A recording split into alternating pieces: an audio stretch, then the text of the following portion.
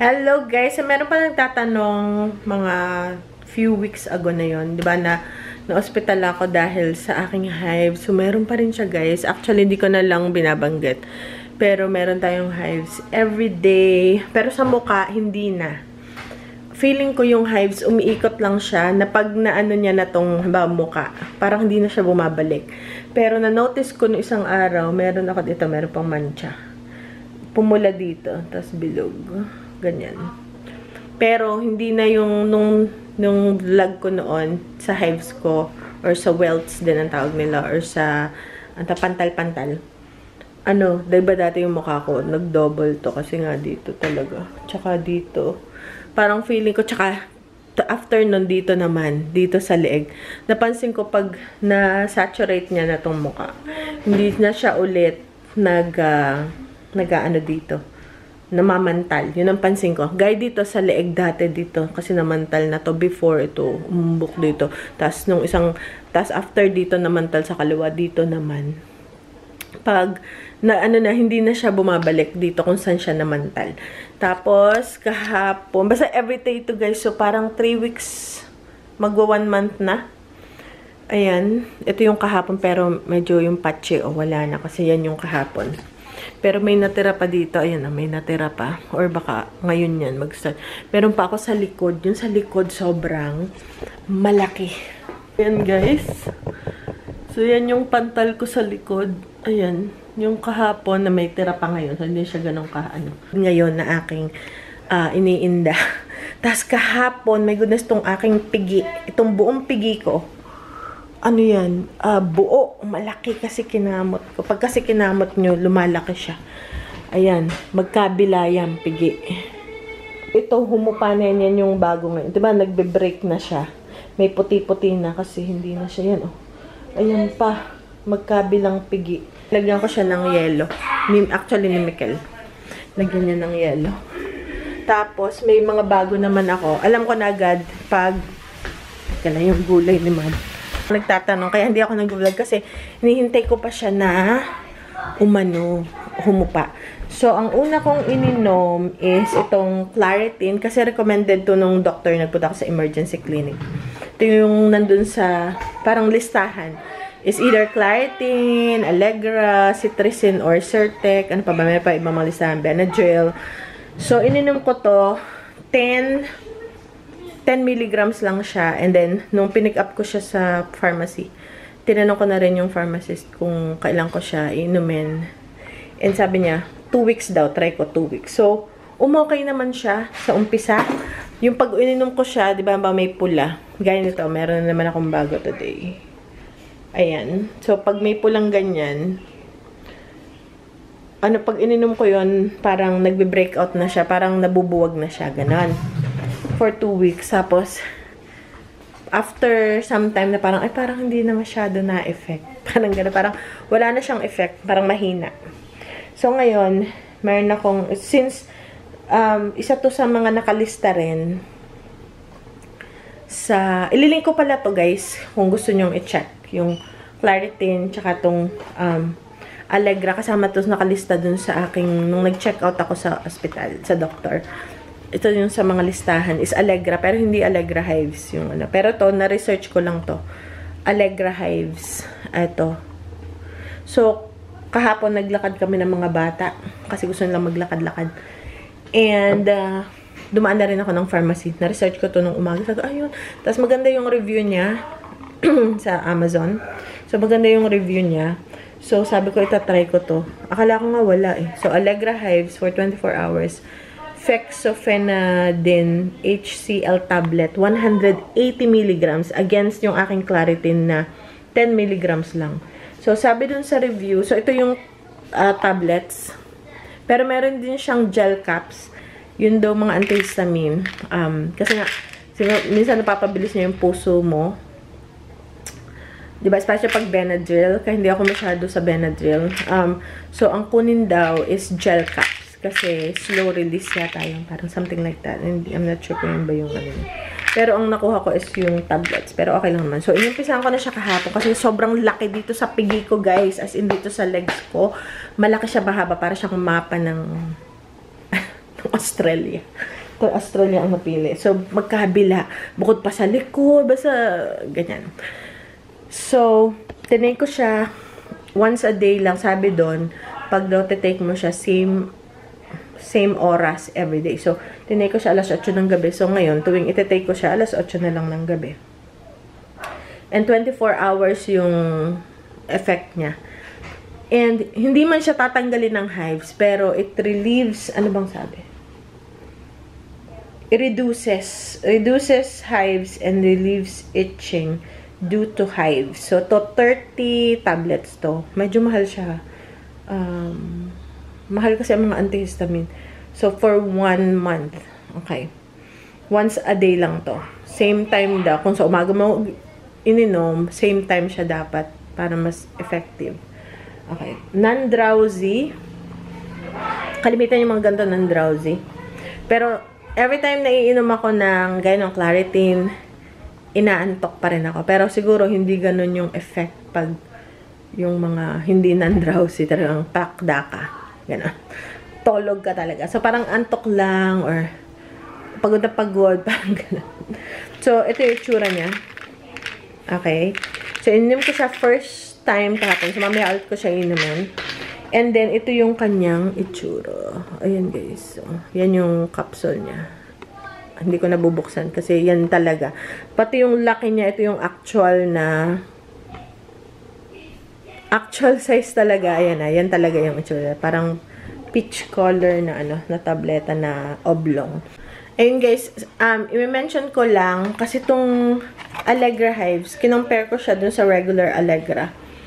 Is, guys siya, same lang din ang ingredients, fexofenadine, HCl tablets, pero, mas mahal tong Alexa Hives kesa dun sa regular. So, parang, inano lang nila na parang Hives, pero pareho rin siya, guys, nung regular na Allegra Relief. So, yun, guys, pareho lang. So, sabi din dun sa nabasa ko, na, ang hanapin na lang is yung generic din. Kasi pareho lang naman, medyo, ito nga lang, parang name brand. Pero, dahil mahal yung ganito ano siya, yung fexofenadine XCL tablet na generic na lang din yung hanapin para mas matipid. Mas mura kasi pag generic. So, yun. So, yun lang ang pansin ko. Magkapareho lang sila ng ingredients, pero ito may Allegra Hives. Yung isa, Allegra Relief, ganun, for allergies. So, okay. So, yung aking review sa Allegra is, sabi ng iba, 20 to 30 minutes, mararamdaman mo, nare-reduce na yung swelling and yung itchiness. So, inarasan ko siya kasi uminom ako 8 o'clock, eksakto. So, 8:39, 8:40, sabihin natin, doon ko palang naramdaman. At least 40 minutes na, teka muna. Kasi kating-kati ako before ko yung inumin. Nung after 40 minutes talaga, nawala yung kati niya, as in tumigil. Like, wow, effective siya talaga. Tapos, hanggang sa na ako. Tapos, may konti lang kate kasi may mga bago akong hives na nasulpot. So, may konti-konting kate. Pero, hindi yung talagang both. Ito, nawala na yung kate dito masyado sa aking legs. Maliban kung may bago ka na naman. Except kung may bago ka, yan makating-makati talaga pag may bago. Pero, ang pansin ko, meron akong bago. This morning, gaya nito. Ito yung kahapon, tuldok lang to.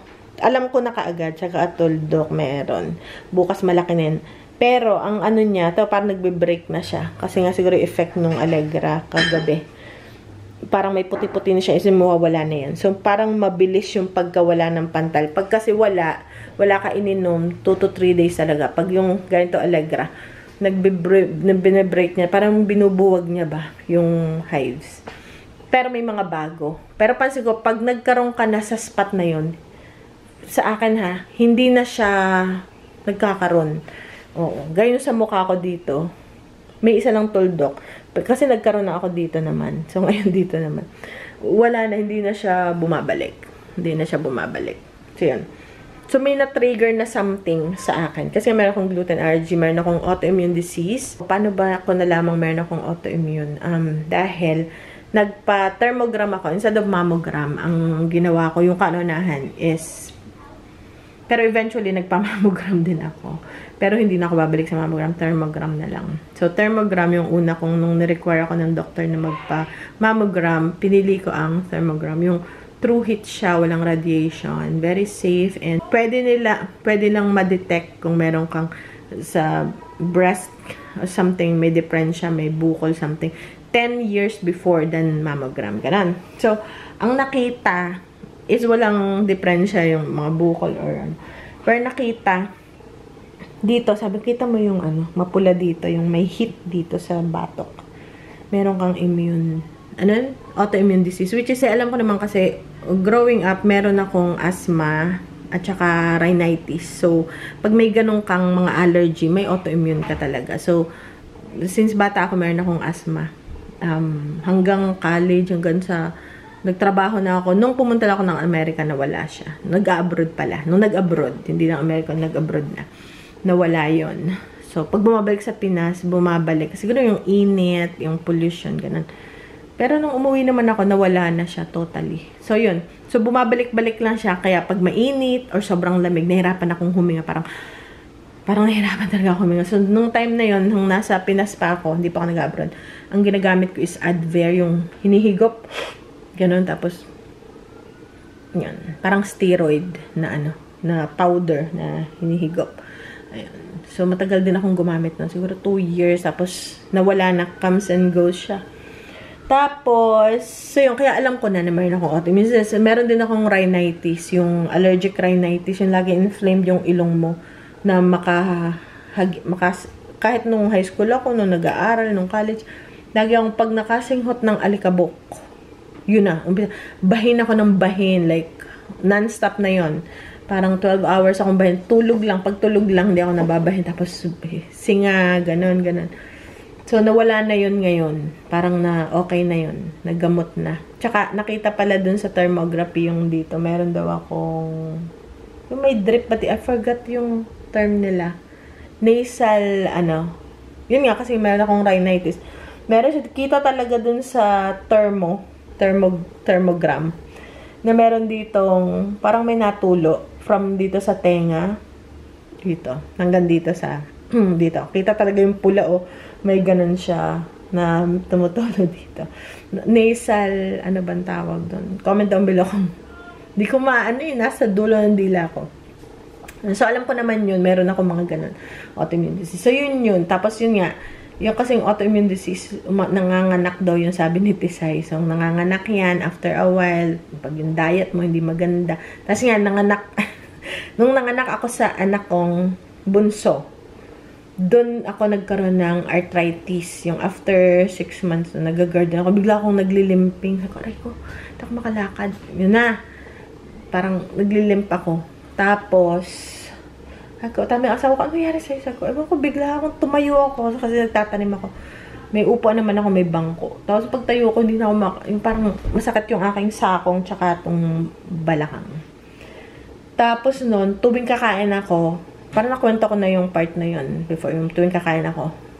Nang time na yun, spaghetti, tinapay, kakaroon ako ng bumps ditong maliliit na puti. Hindi pantal, parang bumps lang. Simple lang na, may nakausbong na puti, ganyan. Or minsan dito, tas makati yung mata.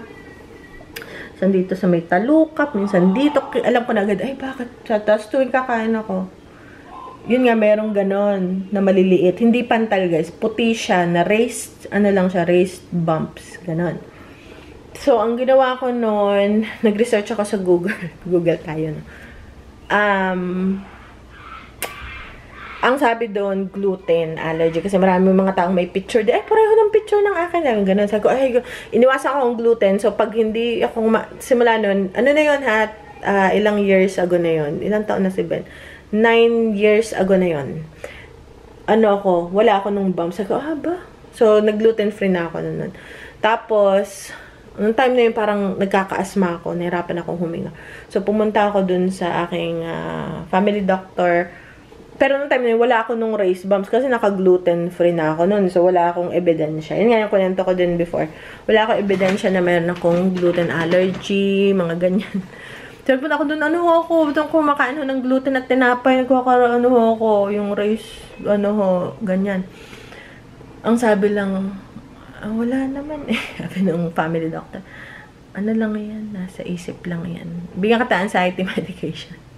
Sabi nga ganun. Sabi ko, hindi ho, wala, hindi ho. Ganyan. Pwede hong pa-refer yan sa allergy. So, yun nga. So, tinest ako 100 allergens dito sa kabila. Yung may tusok siya, tinusok na, parang ano lang naman yun, parang may allergens. Tapos, igaganyan. Parang may mga tube na igaganyan sa balat. Tutusukan ka ng mga allergens. Tapos, pag nag-raised yun, may allergy ka. So, 150 dito, 50 dito na allergens. It's either damo, wheat, ano pa, basta 100 different allergens na possible. Kung ano man fish, ganyan, kung ano man yung mga drop ng mga ganun. Sabi, wala ka namang gluten allergy. Sabi, ganun nga, kasi wala namang nakita. Kasi nga, wala akong bumps nung pumunta ako. Wala na akong picture. Hindi ko na picturean. Basta kinakwento ko lang. Sabi, ganyan. Wala, allergic. Nung time na yun, ang diet ko is kanin at saka isda. Yun lang yung kinakain ko kasi takot nga ako kumain ng gluten, tsaka iniiwasan ko. So, ang sabi niya, allergic ka sa shellfish, especially sa isda.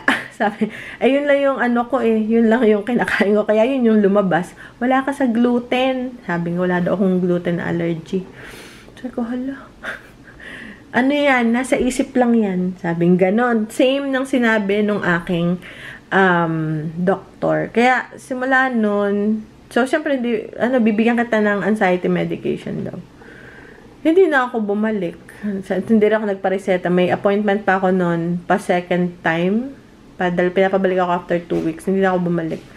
So, ako na yung sarili kong sikap na mag-research, i-avoid yung mga pagkain. Okay, nakasurvive naman ako 9 years later. Eto nga lang, may na-trigger talaga dito sa aking hives. Nagkaroon na rin ako nito. Nung one time, naka-gluten-free diet ako. Tapos, nagpunta kami nun sa hotel kasama yung aking hipag. Tinrate niya kami sa buffet dun sa hotel. Sabi ko, hala, ang sarap nung tinapay. Kumain lang ako ng isang muffin. Isa lang muffin. Pagbalik namin ng hotel, guys, ganto, pero sa tiyan. As in, yung buong tiyan ko is, nag-umpisa muna ganyan-ganyan, patsi-patsi sa buong tiyan. For some reason, sa tiyan lang.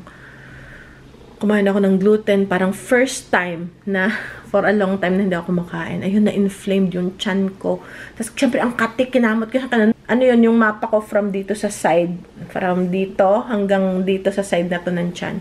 Mapa, pinakita ko sa hipo ko, hala, ano yan? Sabi yun nga, kumain ako ng gluten. Kasi minsan, akala nila, pag sinabi mo na may gluten allergy ako, akala na nag-i-NRT ka lang. Yung parang, sabi ko, ay, ayaw man to. Kaya ako kumain pati kasi sabi, ay, magkasarap to. Sabi ko, hindi ako pwede kasi may, parang hindi sila naniniwala. Sabi ko, sige nga, try ko nga, baka naman hindi ako magka-reaction. Ay, nagka-reaction ako.